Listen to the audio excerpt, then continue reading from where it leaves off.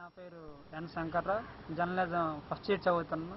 నేను మాట్లాడబోయే అంశం అవినీతి, దాని పర్యవసనాలు ఎలా ఉంటుంది భారతదేశంలోనే టాపిక్ మేము మాట్లాడుతున్నాం. ఈరోజు భారతదేశం పూర్తిగా అవినీతితో కూరుకుపోయిందని చూస్తే, పేపర్లో చూస్తే కానీ మొత్తం అన్ని విధాలుగా ఈరోజు అన్ని డిపార్ట్మెంట్ల వారిగా అన్ని రంగాల్లో ఈ అవినీతి కూరుకుపోయింది.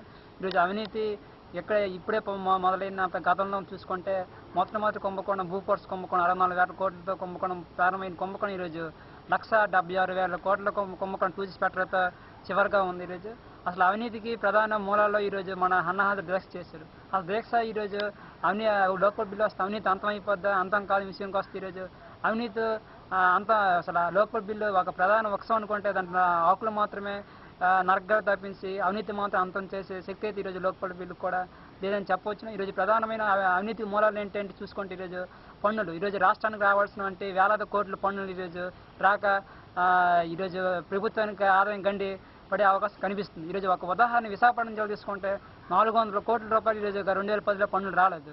ఈరోజు భారతదేశంలోనే ఎంత బాగా అవినీతి జరుగుతుందంటే రోజుకి 240 కోట్ల రూపాయలు ఈరోజు భారతదేశం నుంచి ఇతర దేశాలకు నల్లధనంతో తల్లిపోతుందంటే ఈరోజు ఎంత బాగా అవినీతి జరుగుతుందని చూసుకోవచ్చు. ఈరోజు స్విస్ బ్యాంకుల్లో ఎంత ఉందంటే 71 లక్షల కోట్ల రూపాయలు ఈరోజు మన భారతదేశం సొమ్ము మురుగుతుందంటే ఇవన్నీ ఎక్కడి నుంచి వచ్చాయని చూసుకుంటే ఇది భారతదేశం వంటి వనరులను ఈరోజు ఒక అప్పనంగా ఒక ప్రైవేట్ పారిశ్రామికవేత్తలకి, ప్రైవేట్ వ్యక్తులకి ఈరోజు ప్రభుత్వం కట్టబడి పరిస్థితి కనిపిస్తుంది.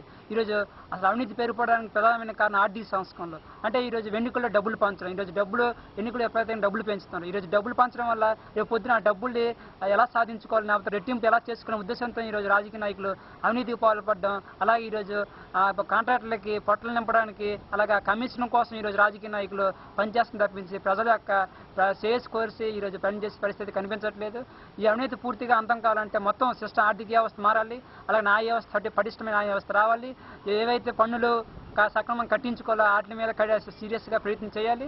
అలాగే ఈరోజు మొత్తం ఓవరాల్గా ప్రజల యొక్క అవసరాలు ఏం కనుక్కునే వాళ్ళకి నిరంతరమైన సరైన పరిపాలన అందించాలని ఈరోజు నాకు ఈ అవకాశం ఇచ్చిన కోస్టల్ వరల్డ్ తెలుగు ఆన్లైన్ పత్రికకి ప్రత్యేకంగా ధన్యవాదాలు తెలుపు.